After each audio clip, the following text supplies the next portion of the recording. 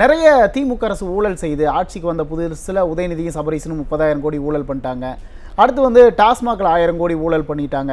மாநகராட்சியில் சென்னை மாநகராட்சியிலே கழிப்பறையில் ஒரு 1000 கோடி ஊழல் பண்ணியிருக்காங்க. ஒட்டுமொத்தமாக தமிழ்நாடு ஃபுல்லாக இருக்கக்கூடிய 25 மாநகராட்சியில் நிறைய ஊழல் முறைகேடுகள் நடக்குது அப்படிங்கிற குற்றச்சாட்டுலாம் ஆளும் அரசு மீது வைக்கிறாங்கல்ல. இது அரசியல் ஆதாயத்துக்காக வைக்கிற குற்றச்சாட்டுன்னு சொல்றீங்களா, நினைக்கிறீங்களா?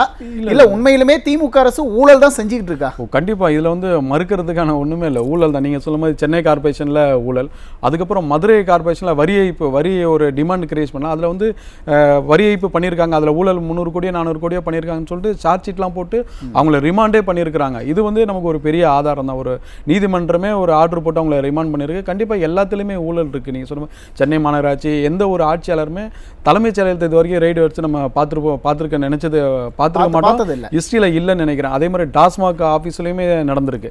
அந்த ஃபைலும் அவங்கள்ட்ட இருக்குது. கிட்டத்தட்ட ஒரு 1000 கோடி. அதே மாதிரி ஒரு அமைச்சர், சிட்டிங் அமைச்சர் மேலே கோர்ட்டே வந்து நீங்கள் விட்ரா பண்ணிக்கோங்க, நீங்கள் இருக்கக்கூடாது, கண்டினியூ பண்ணக்கூடாது, மினிஸ்டர் கண்டினியூ பண்ணக்கூடாதுன்னு சொல்லியிருக்காங்க. இது எல்லாமே நமக்கு ஆதாரம். நம்ம எப்படின்னா பொதுவாக சொல்லிடாமல் அங்கங்கே அப்படின்ற மாதிரி இதெல்லாம் ஒரு 2-3 விஷயம் சொன்னது. கோர்ட்டு ஒன்று சொல்லியிருக்கு. மதுரையில் வரி ஏய்ப்பு ஒன்று.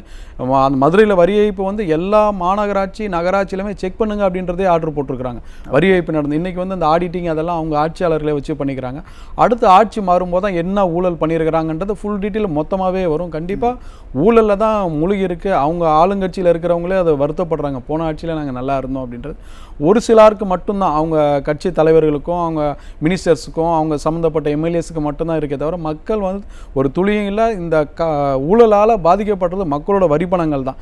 நீங்கள் வரியை ஏற்றுறீங்க, வரியை ஏற்றி என்ன பண்ணுறீங்க, மக்களுக்கு போய் சேருது. அதில் இப்போ நான் ஒரு டேக்ஸ் கட்டுறேன்னா ப்ராப்பர்ட்டி டேக்ஸ் கட்டுறேன், ரோட் டேக்ஸ் கட்டுறேன், மத்திய அரசுக்கு கட்டுற வரி இனங்களில் வந்து பாதி வந்து மாநில அரசுக்குமே போகுது. அது வந்து திருப்பி என்கிட்ட வருதா அப்படின்னா வருதில்லை. நான் இப்போ ஒரு 1000 ரூபாய் டேக்ஸ் கட்டுறேன் அப்படின்னா ஒரு 500-600 ரூபா மத்திய அரசுக்கு போகுது, ஒரு 400 ரூபாய் மாநில அரசுக்கு போகுதுன்னா திருப்பி அரசுக்கிட்ட இருந்து எனக்கு ஒரு 300 ரூபானா திருப்பி வரணும்.